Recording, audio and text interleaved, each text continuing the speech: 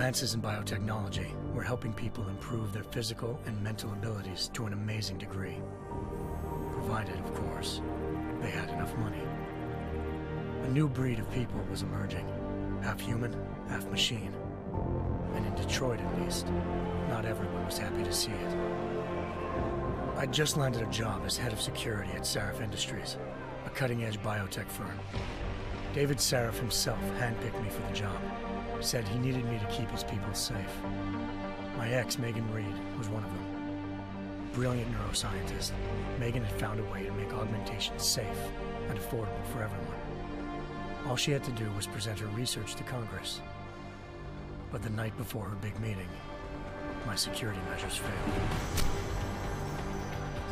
A team of Black Op mercenaries stormed into Sarif headquarters, massacring everyone in sight. 3 of the mercs were heavily augmented walking tanks. Their mission? Take out Megan and her team. I tried to stop them, but their leader tossed me through a plate glass wall. Last thing I heard as his bullets slammed into my brain was Megan's dying scream.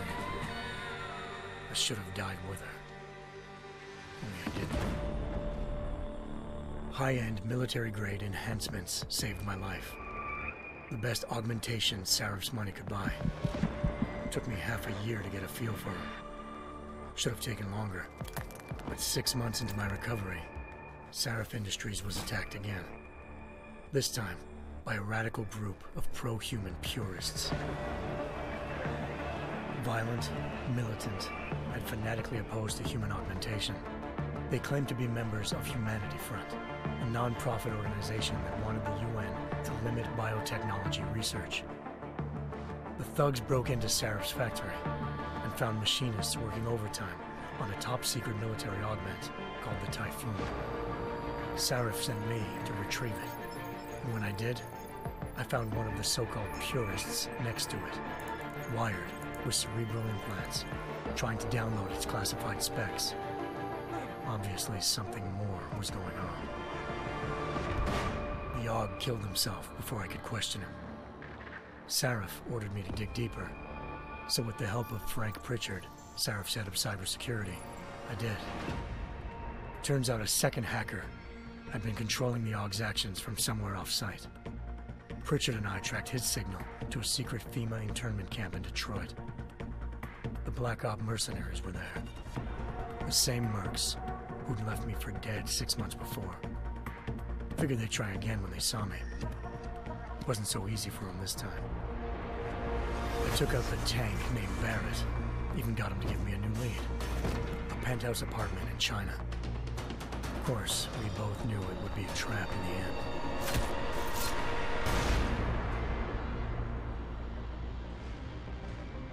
Hengsha Island, China. Home to a city so crowded, they had to build a second city on top of it. Trying to find clues in Hengsha wouldn't be easy. Lucky for me, I wasn't alone. Farida Malik, Sarif Industries' ace pilot, had lived in Hengsha before. A good person to have on your side. She knew enough about the place to get me around. Malik dropped me in the lower city, close to the penthouse Barrett had told me about. Bell Tower Associates, a private security firm under contract to the Chinese government, had agents tossing the suite when I arrived. Just not for the reason I'd been expecting. Turns out the man who lived there was a criminal hacker named Van Bruggen. The same hacker who'd been remotely controlling the Aug in Sarif's factory. Van Bruggen's panicked decision to force the man to commit suicide had been a mistake. Now his mercenary partners were gunning for him, and I needed to find him before they did. Locating Van Bruggen meant playing nice with the Triads, Hengsha's organized crime lords. They had the hacker holed up inside a low-rent capsule hotel. By the time I found him, Van Bruggen had no qualms giving up the woman who hired him. Zhao Yunru, president of the Taiyang Medical Corporation. According to Van Bruggen, Zhao wanted to monopolize the augmentation industry and had hired Black Op mercenaries to destabilize her competition. Sarif Industries was at the top of her list. To prove this, I needed to get inside TYM and grab a surveillance hologram off a server. I suspected Van Bruggen was hiding something when he told me this. but nothing could have prepared me for what I saw. Megan wasn't dead. She and her 4 best researchers had been kidnapped, spirited away somewhere while their kidnappers made it look like they were dead. Desperate to learn more, I confronted Zhao in her penthouse. She claimed to be a pawn in a bigger plan, and hinted at a group so powerful it controlled global interests at a whim. Then she slipped into a panic room and hit the alarm, forcing me to make a very quick exit. I figured Zhao was lying, but part of her confession made sense. David Sarif had been worried about his people. So worried, he'd required all of them to have subdermal locator devices surgically implanted. The GPLs would have been broadcasting the day of the attack. But Zhao said a single call to Picus, the world's leader in global 24-hour satellite news, had turned those signals off. I needed to fly to Picus headquarters in Montreal if I wanted to learn more.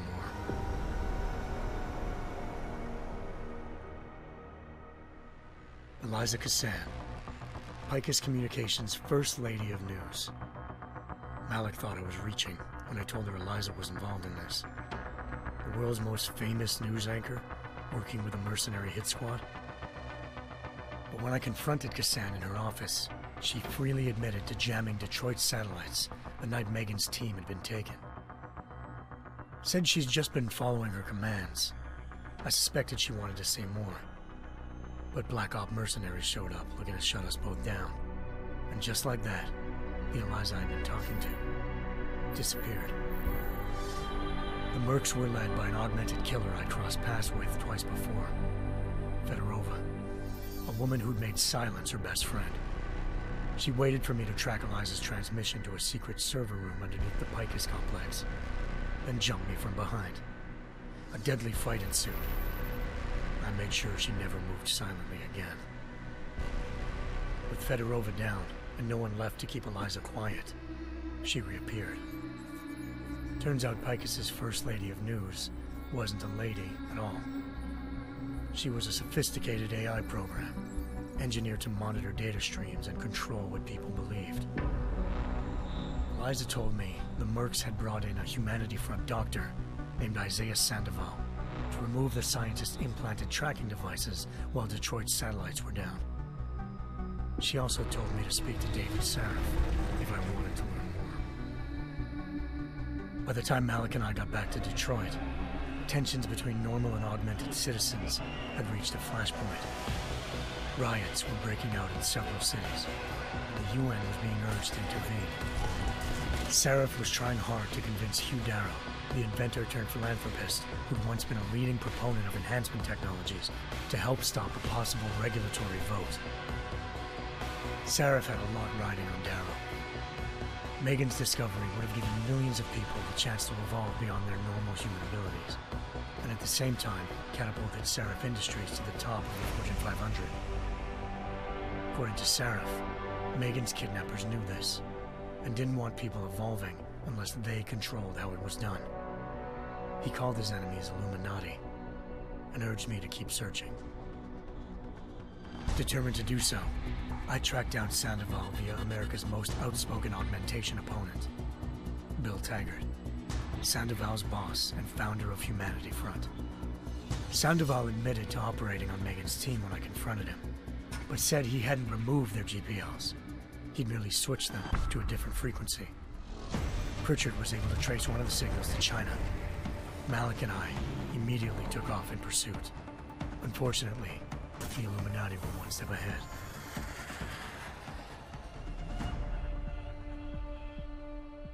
Ambushed. Shot out of the sky by Bell Tower Associates, seconds after entering Hengsha's airspace. Malik's piloting skills saved me. After a tense and bitter struggle, I escaped into Lower Hengsha. The tracking signal I was following led straight to the Triads, or more specifically, to the augmented arm of Tong Si-hung, leader of a gang of augmentation harvesters. Tong said they'd taken the arm off a corpse, which Bell Tower had left at their door, meaning at least one of Sarif's scientists was dead. Maybe not the rest of them, though. Tong pointed me to a port used for human trafficking and helped me slip aboard a bell tower ship. It was sailing to Rifleman Bank Station, a military base in the South China Sea. Bell Tower was holding kidnapped civilians as prisoners there, and using them to perfect the Chiron Project, a human-computer interface that left most of its test subjects dead. My search for Megan would have ended then, if not for a mysterious ally named Quinn. In exchange for my help exposing Bell Tower, he slipped me aboard a second ship headed to Singapore and an Illuminati-run biotech facility called Omega Ranch. 3 of Serif's scientists were there, forced by their captors to create a technology capable of remotely shutting down augmented abilities. Thanks to an emergency recall notice issued by the World Health Organization, millions of people all over the world already had the biochip installed. With the help of the scientists, I tracked Megan to a private section of the ranch. There, I ran into Yaron Namir, the walking tank who'd put a bullet in my brain the first time we met. He'd teamed up with Zhao and was hoping to catch me off guard. But their little ambush didn't work. I found Megan in a suite belonging to Hugh Darrow, the billionaire philanthropist who'd Serif had called on for help. Darrow had convinced her to go along with the biochip plan by promising to sabotage the tech. As she was explaining this, Darrow appeared in a global broadcast, telling the world that augmentations would be the death of mankind. Then he activated the biochips to prove his point. All over the world, augmented people flew into a killing frenzy. Darrow had betrayed everyone, and it was up to me to set things right. To do it, I had to reach Panchaea, a massive installation in the Arctic Ocean. As I raced through corridors built by an all-augmented workforce, I saw death and destruction firsthand. By the time I shut down Darrow's broadcast, I knew the damage he'd done. Still, humanity's future remained unclear. How would the world react to this sabotage? Would people ever regain their faith in augmentations again? What would be the Illuminati's next move? Only time will give us the answers.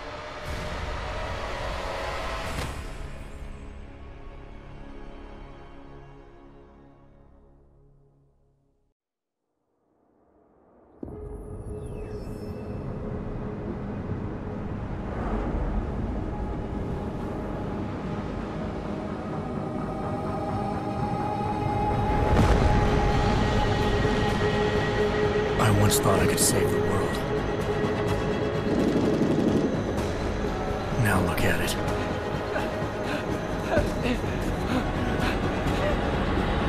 In yet another augmented terror attack, 251 passengers aboard Sister Airlines Flight 451 were killed when an augmented passenger broke into the plane's cockpit and ruthlessly butchered its flight crew.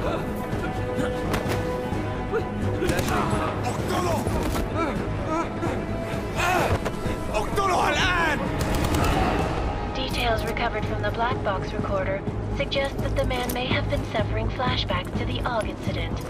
That horrible day 2 years ago when augmented people all over the world flew into a psychotic killing spree, causing the greatest loss of life in recent history. Sometimes, you just have to let go and embrace what you've become. Not gonna go all wonky on us now, Hansa, are ya? Well, if I do, McCready, I guarantee you'll never see it coming. Agent Jensen, am I gonna have a problem with you? No, sir. No reason to assume you would. Good, because you are the only augmented operative on this team, and I intend to make good use of you. Listen up, all of you. We got a sandstorm barreling down our arse and we can't afford to make mistakes. We're going after this man, an arms dealer named Shepard. He's ex-Bell Tower, one of the Special Forces commanders who disappeared during the incident. And he's come out of hiding. That cannot be good. It's not. He's selling weapons and military-grade augments to terrorists. This is Aran Singh, the undercover agent who lured Shepard out of his hole. Best you see Interpol's got.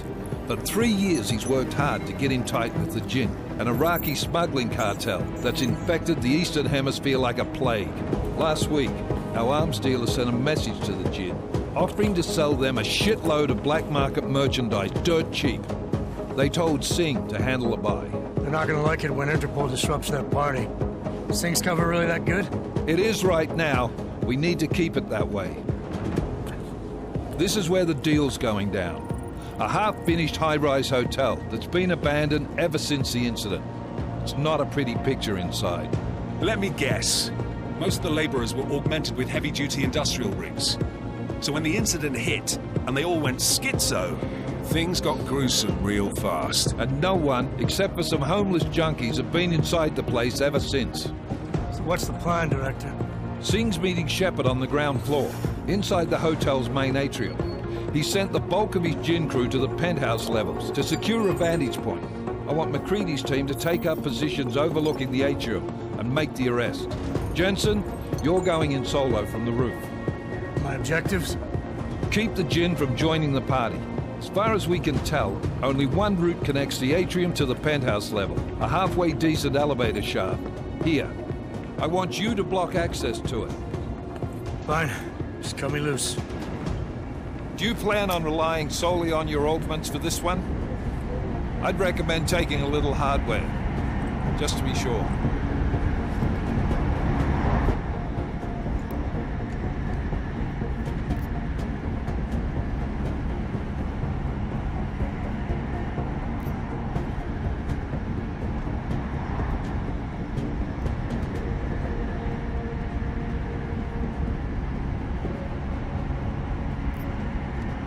I'm not leaving my 6 exposed. Give me something lethal.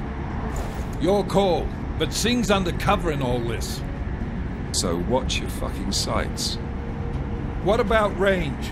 There's lots of wide spaces and high ceilings in there, but a number of tight and constrained rooms too.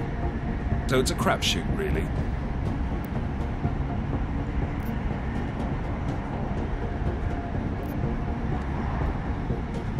Never was one to play the odds. Give me something I can use up close. You got it. One last thing, Jensen. Singh said the Jinn are using some sort of portable Wi-Fi device to boost communications. He's got a better chance of maintaining cover if you disable it. We'll keep an eye out for it.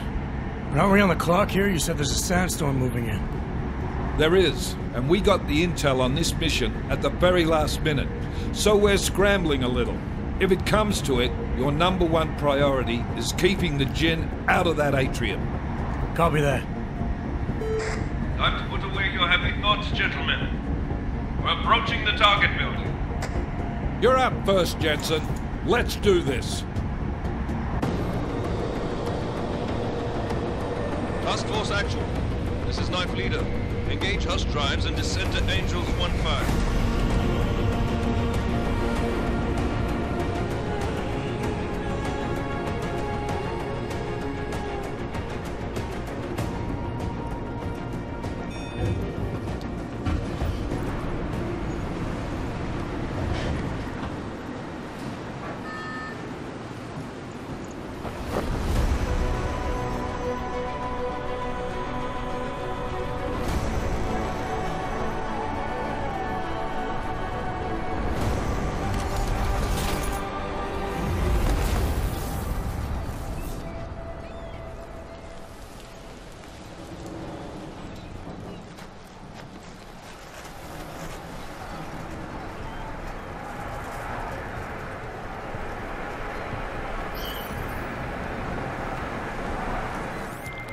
Team leader, this is Jensen. I'm on the roof.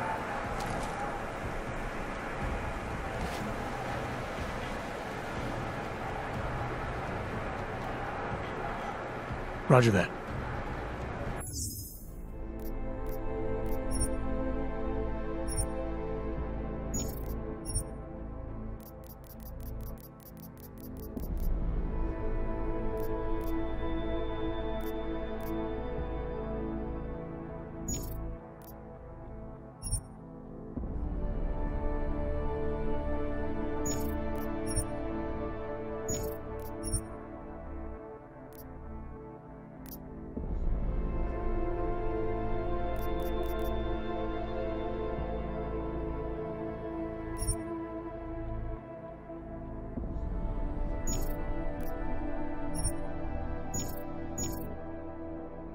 us once his team is on the ground.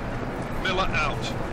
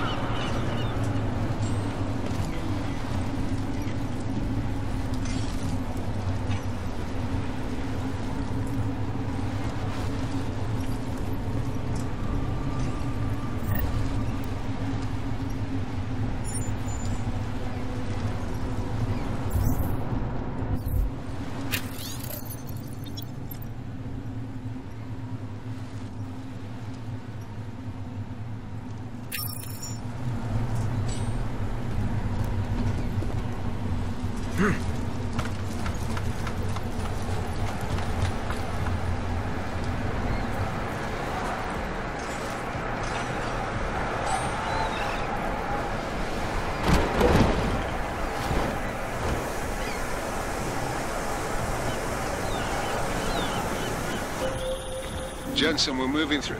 Oh, fuck! What's wrong? The Jinn have got a few Jennies up and running. We're gonna have to hack keypads. Should enjoy it, McCready. They have colors and shapes. Just remember, red means bad. Fuck you.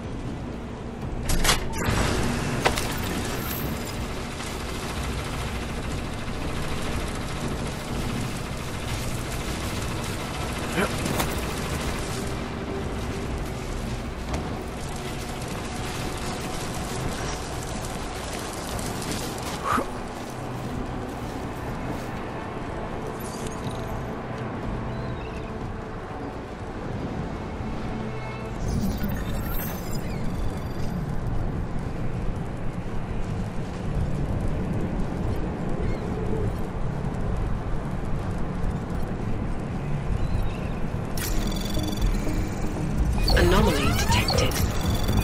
Trace program initiated.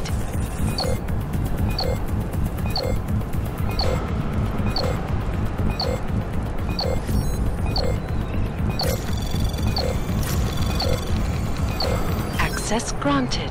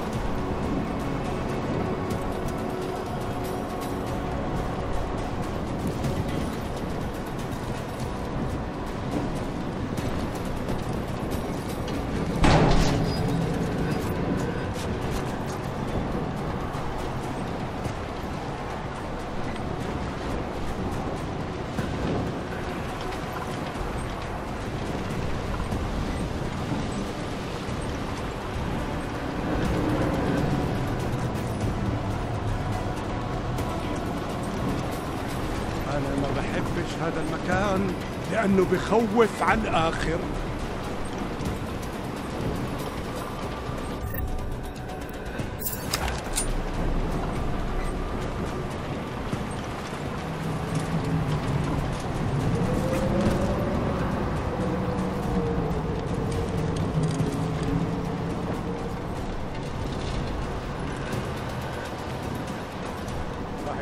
الأفضل إلنا نجيب أسلحة جديدة.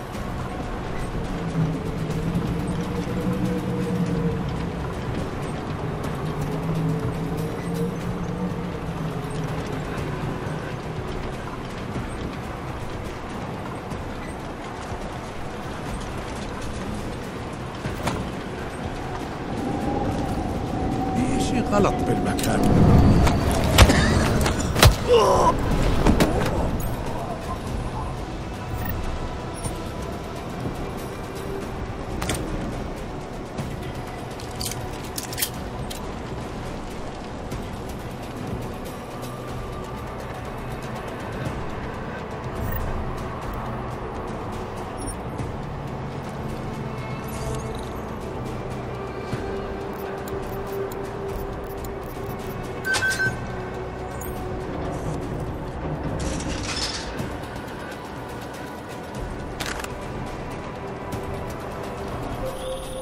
Jensen, Mac, listen up. Doppler shows that sandstorm's moving in fast. It's big, and it's gonna hit us hard. God, I hate the fucking desert. Confirm visual? I can. Time is not on our side. Copy that. Solid copy.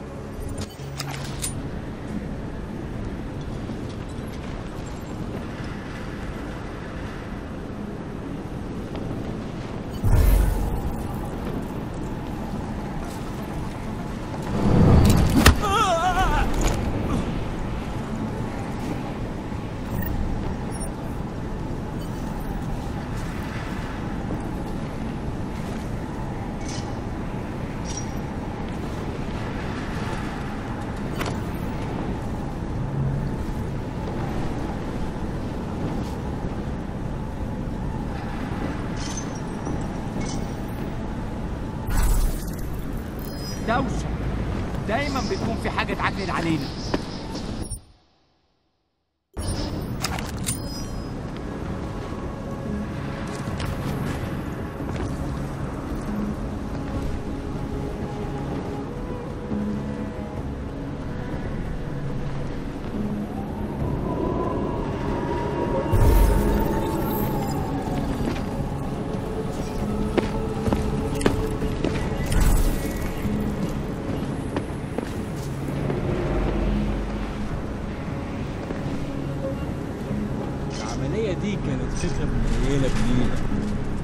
ده راجل مش تمام وما عندوش شرف.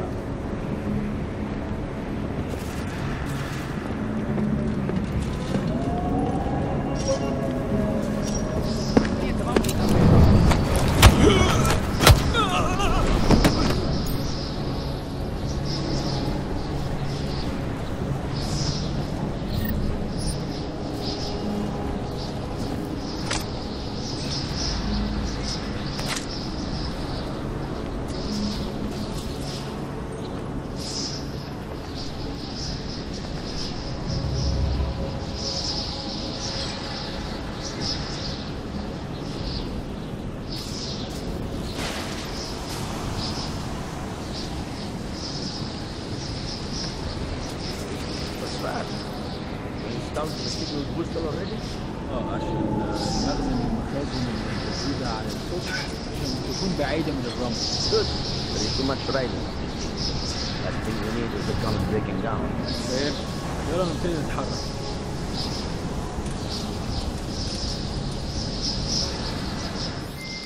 McCready, how you making out? Slower than expected. It's like someone's tilled a fucking cemetery down here. Say again?